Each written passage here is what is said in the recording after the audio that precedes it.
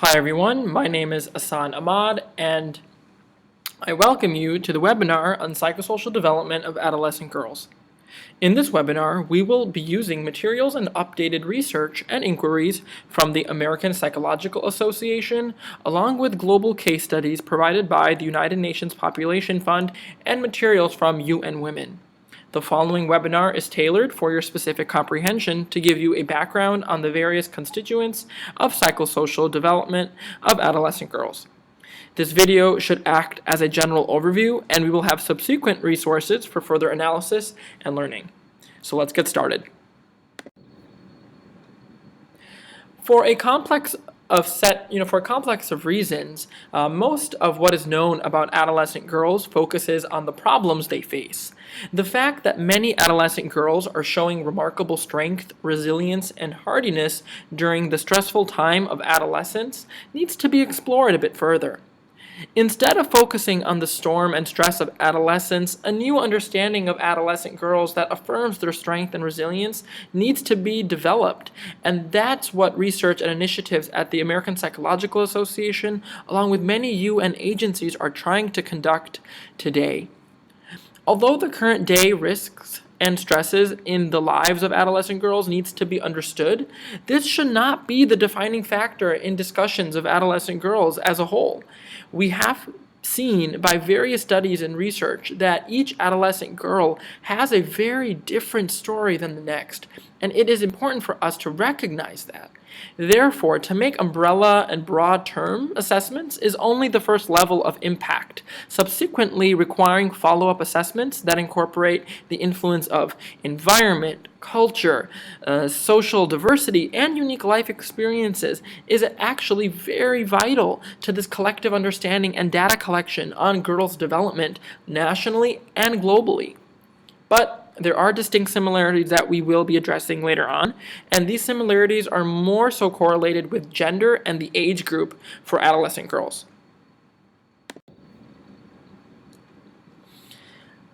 Now, before we get into this, we have to understand that gender is a psychological and cultural term that refers to the meanings attached to being female or male in a particular culture. It is important to note that it is distinct from sex, which refers to the biological aspects of being female or male. Now, this distinction is very important because quite often in common language, these terms are used interchangeably, but when it comes to really understanding the root cause and doing further research, it is very important to note the difference, as either can cause gender-based depression and mental health issues. Now, according to data provided by the American Psychological Association, across the United States, expectations for gender roles vary. And however, globally, it's important to note that these same gender roles also vary, but they vary not because of society and social media and the undertone of capitalistic culture, but in the developing world, it also has a really big influence on culture and socioeconomic class and sexual orientation. And actually, arguably, we have the same expectation and the same roots for the different causes here as well. But there is a greater stress in the developing world. These expectations present a variety of pressures for adolescent girls as they develop into womanhood. And now, although this statement is for girls who are in the United States, there is a very similar concept that is transcendent in the developing world. But in the developing world, adolescent girls have an additional slew of circumstances that play a significant role in their development as girls and as adolescents. Between the ages of 8 and 11 years, girls tend to be androgynous, right? They view themselves as being strong and confident and are frankly not afraid to say what they think. However, as they cross over this threshold into adolescence, research has shown that girls begin to experience pressure towards more rigid conceptions of gender roles, right? They become more concerned with how they are supposed to behave and with their physical and sexual attractiveness. This really is a response to what girls have either been conditioned from media or social circumstances such as culture and society. But it's also very important to note that this is a very unfortunate reaction, because this does act as a detriment and as an impediment that does not allow girls to feel confidence in themselves to participate in cultivating activities outside their comfort zones, or developing their own leadership abilities, or even acquiring an education, or doing anything that requires personal investment for themselves, because there's this inherent feeling of inferiority that needs to go away. Girls are as equal as boys. Women are as equal as men. These concepts really need to be ingrained in our culture, and unfortunately, they have not been. Although research does show that self-esteem decreases for both sexes after elementary school, so that elementary school age of 8, 9, and 10, the drop is more dramatic actually for girls. If we were to compare with adolescent boys at the same age, adolescent girls are more anxious and stressed actually, and they can experience diminished academic achievement, suffer from increased depression, and lower self-esteem. They have the ability to experience more body dissatisfaction and distress over their looks, because they're conditioned to think that they're supposed to look a certain way, right, according to the media in their culture, in their community. And they suffer from greater numbers of eating disorders and attempt for suicide as well, due to all of these pressures. So imagine having all of these feelings, but being in a developing country where systemic issues further depress and induce suppressing behaviors, right? And as we mentioned earlier, it can catalyze stress and insecurity to new heights, inducing risky behaviors such as drugs, prostitution, trafficking, or, a person could get into trafficking, and suicide. So important sources of resistance to and liberation from negative cultural messages for adolescent girls are very important. And they include the following. So they include having a strong ethnic identity. They include having a closeness and having connections to family, having a support system, learning positive messages about oneself, feeling self-confident, trusting oneself as a source of knowledge, not being insecure about how much you know and how much others know, speaking one's mind, not being afraid to say what is right and what is wrong and what makes you comfortable and what makes you uncomfortable, and participation in athletics and not being afraid to get dirty and not being afraid to get rough, yet still remain a woman, right? Non-traditional sex typing, feminist ideas of equality, and assertive female role models are all ways to further create this liberation amongst young girls. Essentially, by being in an environment that nourishes them and promotes their womanhood, education, resilience, confidence really reassures that their gender and societal vulnerabilities do not limit their dreams and potentials. And statistically, this level of optimism does allow for better decision making and the ability to succeed in life.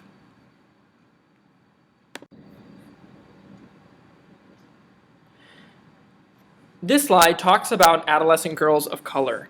During the last few decades, the collective efforts of women psychologists and the feminist movement has really been to legitimize the psychological study of women and girls, and they have created an intellectual climate in which it is now a commonplace to conceptualize gender as a social construction of enormous influence in not only individual psychology, but also in female self-definition and identity. Within these movements, however, it is important to note that there has been a marginalization of women of color. An interesting statistics that I came across via UN Women was that 1/3 of the 18.5 million girls between the ages of 10 and 18 living in the United States are Black, Hispanic, Asian, Pacific Islander, Native American, Eskimo, or Aleut, and this is very interesting, finding that they virtually are invisible in the psychological literature on adolescent girl development. And again, this is just focusing on the United States. But let's say we go to a developing country. These research points have not been given value until the last few decades, approximately 40 some years, where empowering girls and women in areas of development became a global agenda with notable action and progress. But now we are starting to see a global movement for emphasizing the importance of educating girls and the importance of instilling self-confidence via empowerment and community mobilization. we have learned that when you empower a girl, you empower a community, you empower a country. You really get more bang for your donor dollar, if that makes any sense, because a lot of this global development is reliant on donor dollars. So from a funding aspect, it has one of the most return on investments and promise, because girls are as equal and important as boys are, and they deserve as much investment as boys have been getting. And currently, in the grand scheme of things, it has really been able to show us the return, and the return has been absolutely incredible in many areas of development. Particularly, if you look at a case study in rural Pakistan, where women were given sewing machines as an investment, as an ROI, or excuse me, as an investment, and as an ROI, those women are now self-sufficient and they're able to have a business. So to find ways to empower them and to give them a means of sustainability is also something very important for us to think about if we try to instill gender equality in areas of development.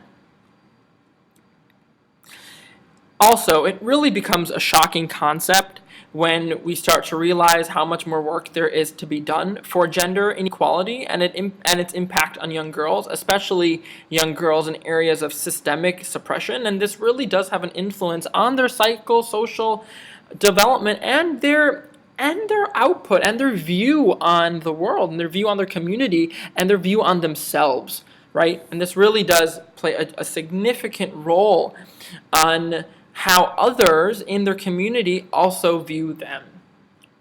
So by examining recent research studies conducted by the American Psychological Association, there is a lack of data and information actually about the psychological development and lives in general of adolescent girls of color. It's a very few data, and the data I had given you was a UNICEF statistic, and that was it.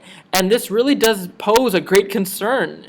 Also, as noted from retrospective analysis and metrics conducted by the American Psychological Association, major studies on adolescent development are flawed because the presence and absence of certain groups of girls of color really does put a lot of this in question. There is a lack of reliable data on the economic status of the households of some groups of adolescent girls of color. There has also been a failure to address the roles of race and gender, and a lack of information regarding the racial ethnic identity of research participants, especially in research conducted in the United States.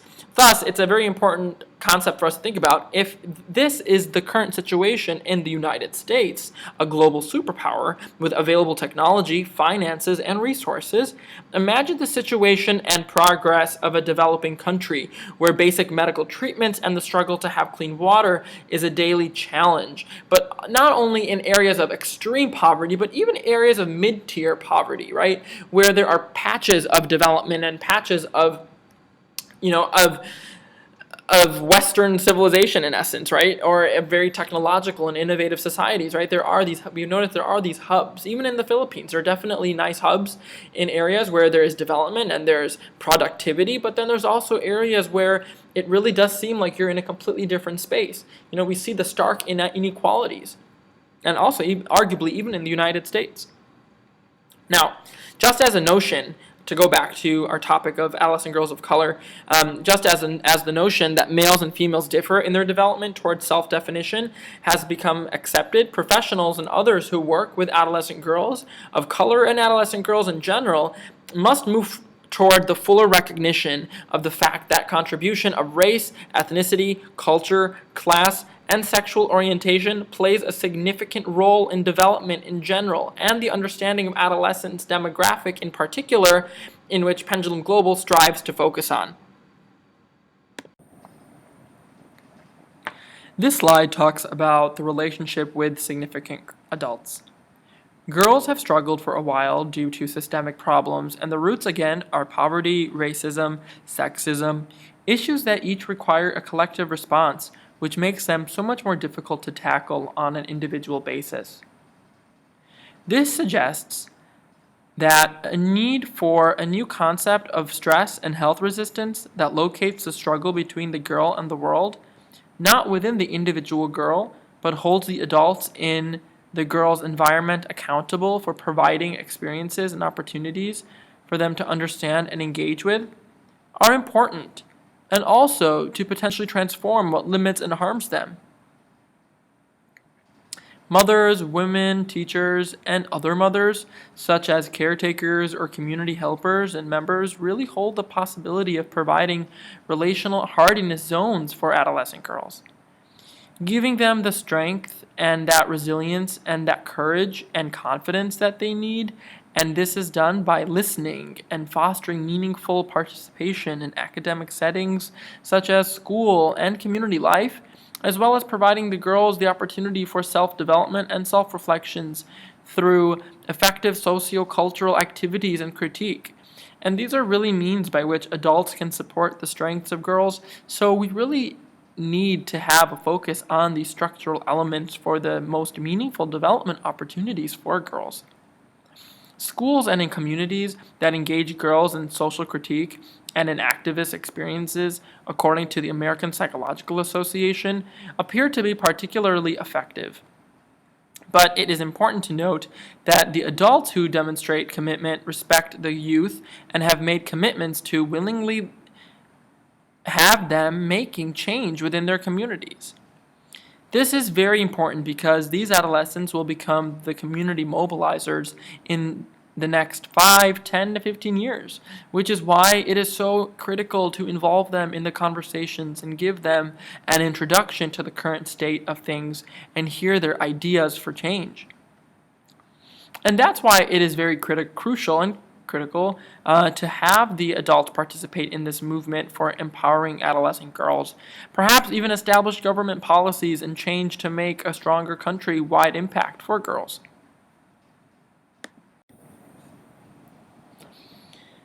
Many aspects of girls' self-perceptions and mental health do not decline during adolescence. On most measures, the variations among girls are much larger than the differences between girls and boys.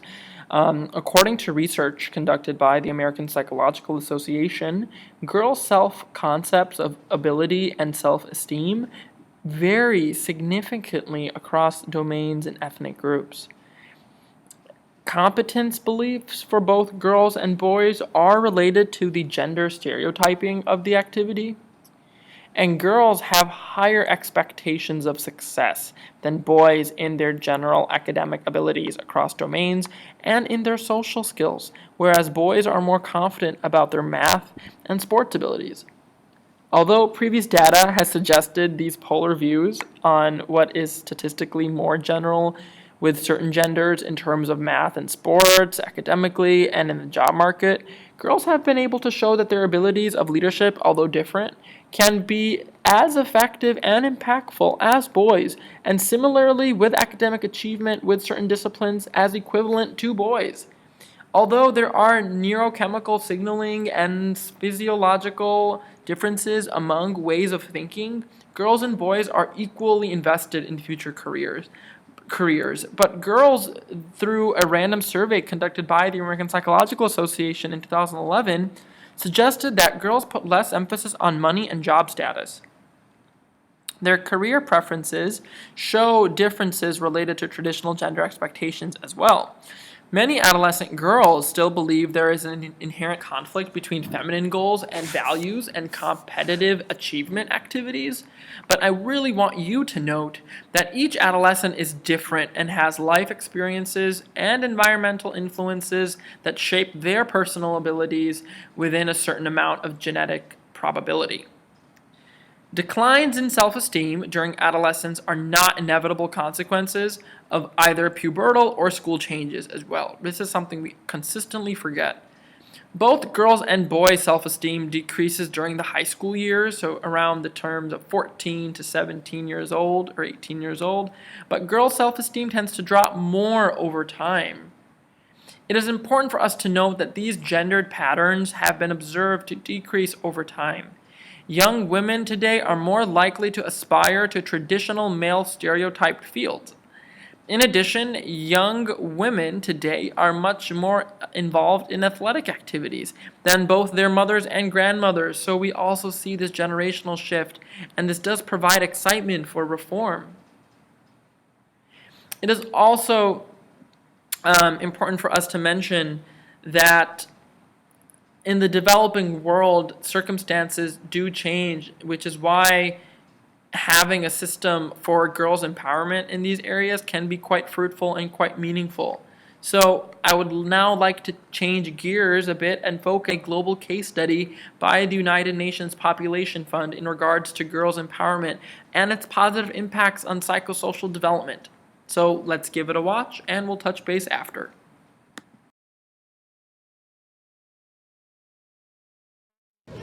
There are 1.8 billion young people in the world today. They form a quarter of the world's population, and they are shaping the foundation of the future. But many young people, especially adolescent girls, face systematic disadvantages in their lives, which prevent them from reaching their fullest potential.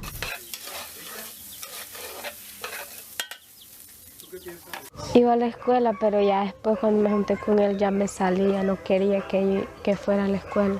Primero estaba planificando con pastillas, después él me las encontró y me las quitó, las escondió. Y después fue cuando me fui a hacer unos exámenes, el doctor me mandó y fue ahí donde me di cuenta que estaba embarazada.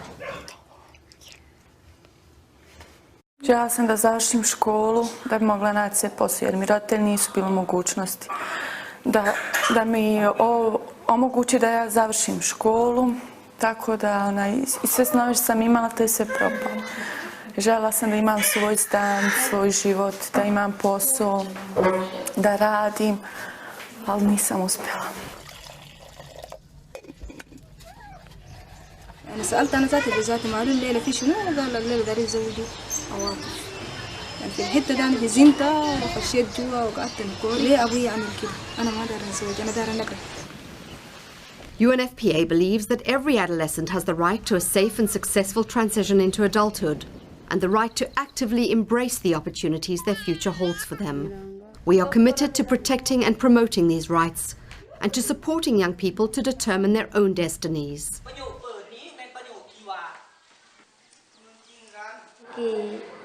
แต่ความทุกข์ยาบนเอียนเตนานาเตเป็นบัวอ่อนเรียนอ่อนชุมไข่ลอ Maria is an intern in the Abriendo Oportunidades program in Guatemala.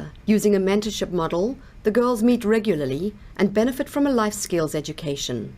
Local leaders are listening to them and change is happening. This program is part of UNFPA's flagship initiative, Action for Adolescent Girls, which brings to life UNFPA's strategic focus on adolescents and youth. Bueno, mis metas muy importantes sería estudiar Derecho para defender a las mujeres por otras violencias que han sufrido. Y yo quiero ayudar a las personas, a las madres, niñas, para que ellos ya cambien su propia vida, que mejore y que yo pueda apoyar en eso. UNFPA calls on all countries, communities, cities and villages to join us, to work with young people towards a future in which their human rights are protected and promoted, where girls are treated with dignity and respect, a future that is resilient, sustainable and empowered. The world of tomorrow starts with the 10-year-old girl today.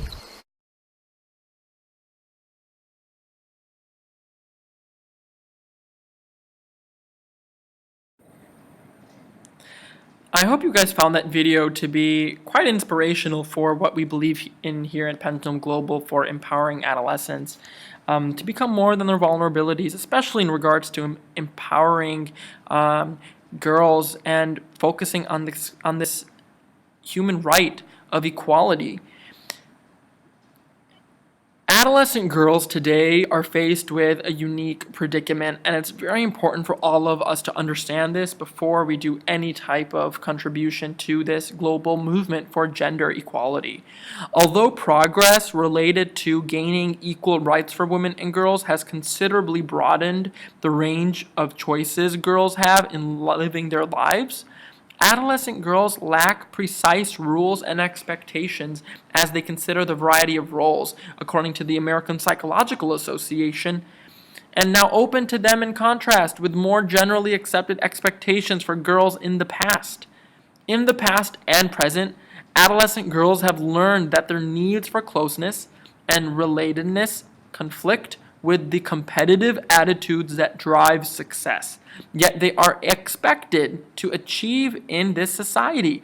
Therefore, in effect, being forced to choose between being true to themselves or realizing their goals. However, what I found to be the most intriguing is that the increasing political, economic, and global interest for adolescent girls is a very good sign. It's a positive sign for this grand narrative of gender equality. Although it has taken us arguably decades and even millennia to get to this point, we must really leverage this momentum to ensure that we can pass gender equality globally. So, thank you very much for listening and watching this webinar. We will be having additional webinars on psychosocial development and additional resources on the Pendulum Global website. So please be on the lookout for more ways to learn and for more opportunities for being involved with this great movement. So thank you again, and we hope that you listen to the next one.